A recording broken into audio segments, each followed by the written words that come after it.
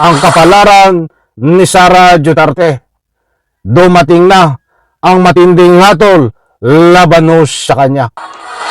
Importanteng mahalaga ito mga kaibigan na malaman nyo dahil ito ang sagot sa inyong mga katanungan, ano na ang nangyayari.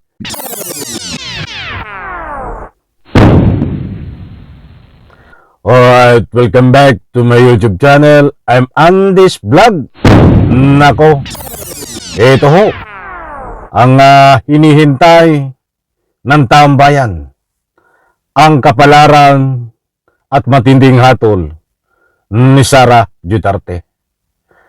Kung magugunita nyo po, mga kaibigan, itong si Sara Duterte ay mayroon na 3 impeachment complaint. Ano po ang nangyari na sa impeachment complaint? Hindi po umuusad sapagkat nung mga nakaraang araw ang pinagdidebatihan ay wala pang hatol ang mga kinahukulan at hindi pa nakikita dito kung ano ang magiging kapalaran ni Sara Duterte. But ngayon ho, ang latest update ibabagi ko po sa inyo kung ano ang kapalaran at matinding hatol dito kay Sara Duterte upang gumulong na ang impeachment. Nako, ay kahit nga sandamakmak ang i-file na impeachment kay Sara Duterte, kahit sabihin nating 10,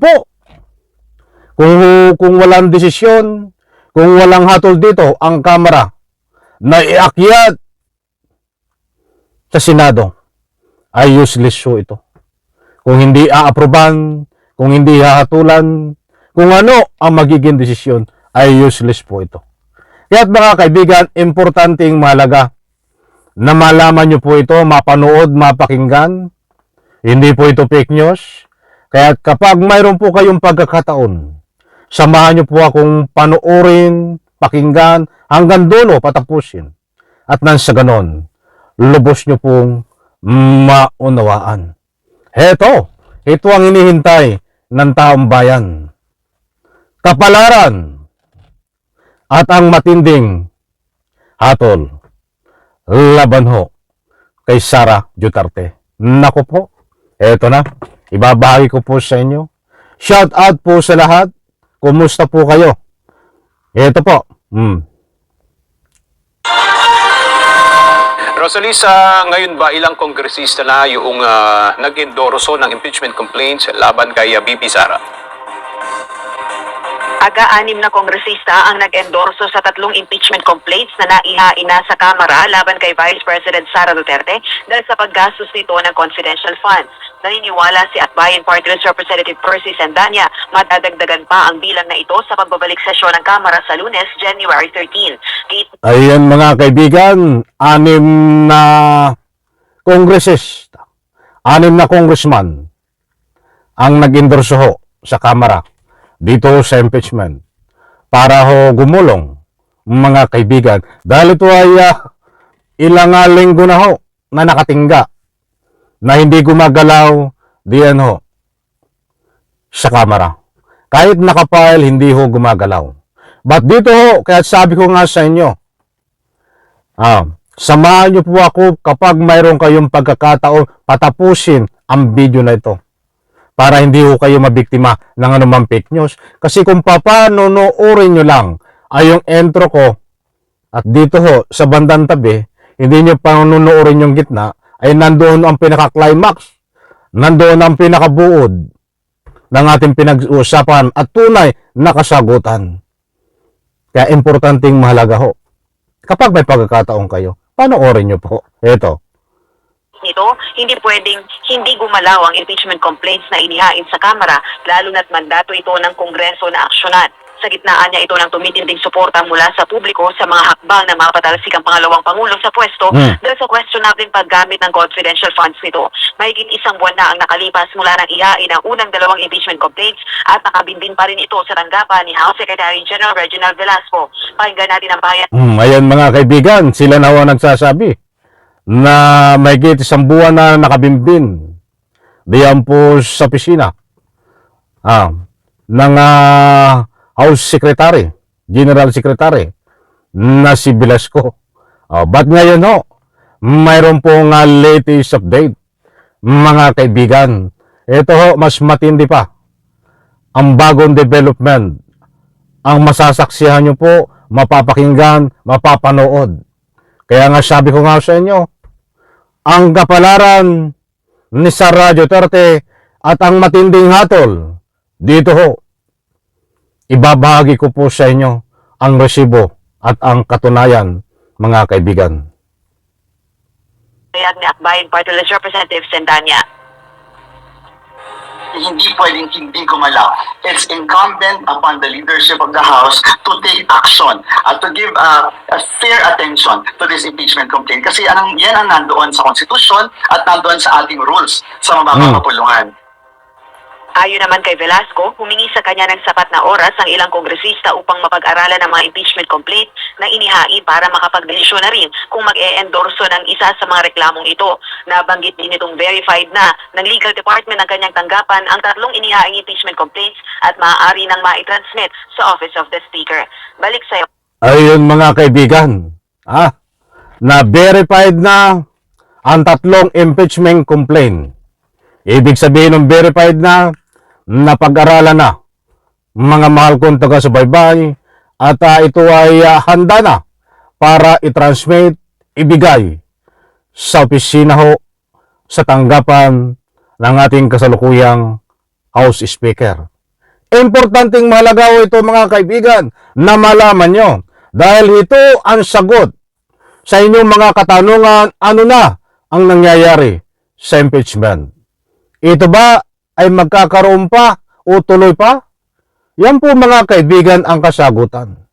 Yan ang matinding kapalaran ni Sara Duterte at matinding hatol kay Sara Duterte na na-verify na ang impeachment complaint at handang-handa na para ibigay, i-transmit dito sa opisina ng Speaker of the House, Martin Romualdez. Ito pa. Sa'yo, Aga. Maraming salamat, Rosalie ko. Ay, wala na pala. Shoutout UNTV. Mga kaibigan, hindi po tayo nagpapakalat ng anumang fake news. Dahil pagdating mo nito at na-transmit na diyan sa opisina ng ating House Speaker of the House, Speaker of the House, Martin Romualdez, ay magkakaroon po diyan ng pag-endorso kung kakatigan ba ito o iakyat diyan sa Senado para tuluyan ng gumalaw itong impeachment laban kay Sara Duterte. Kaya napakaliwanag po dito, mga kaibigan, kung i-analisa po natin itong pagulong ng impeachment sa araw na ito, ayon dito sa humahawak na kay Velasco, ayon sa kanyang opisina at ayon sa kanyang isiniwalat na verify na ang impeachment complaint at handa nang i-transmit dyan sa opisina ni Romualdez. Malaking bagay yan. Mga kaibigan, verify. Malaking bagay yan na handa nang i-transmit, ibigay dyan sa opisina ni Romualdez. At diyan po magkakaalaman. Diyan bibigyan ng hatol itong si Sara Duterte kung kailangang iakyat diyan sa Senado. Mga kaibigan. Kaya't inuulit disclaimer ko lang po. Pinapaliwanag ko. Nabanggit ko nga, ito ang kapalaran ni Sara Duterte. Dumating na ang matinding hatol laban sa kanya para gumulong ang impeachment. Hindi po yan fake news. Mayroon po tayo katibayan. Hindi ko po kayo masisisi yung iba na nagbibigay ng anumang public opinion na lalong-lalo na itong mga kakampi ni Sara Duterte. Welcome po dito sa aking YouTube channel. Kung sabihin man nyo, laban sa akin, wala pong anuman. Sanay na po tayo dyan. Ang importanteng mahalaga mayroon po tayong batayan. At yan pong batayan na yan, ay binibigyan po natin ng pawang public opinion. At kung may nararagdag po yan, ay karapatan ko po. Because that is my public opinion. Alam ko mga kaibigan, nakuha nyo ang gusto kong ipunto. Abangan po natin ito at kabang-abang nangako po. Ayon po sa ibinahay ko sa inyo, na next week, ito na, ang tinatawag na pagbibigay ng hatol, pagbibigay ng tunay na kapalaran kay Sara Duterte kung iaakit ba ito sa Senado dahil maliwanag ko. Verify na ang 3 impeachment complaint. May nag-endorse na. At syempre, pag na-transmit, diyan doon sa opisina ng Speaker of the House, ay diyan tayo mag-aabang kung ano ang matinding hatol dito ng nasabing opisina sa pumunuho ni Martin Romualdez, ang ating kasalukuyang Speaker of the House. Maraming salamat, pagpalain po tayo lahat. Sabay-sabay po nating i-like ang video na ito. Kung nagustuhan nyo po, bye-bye, palakpakan.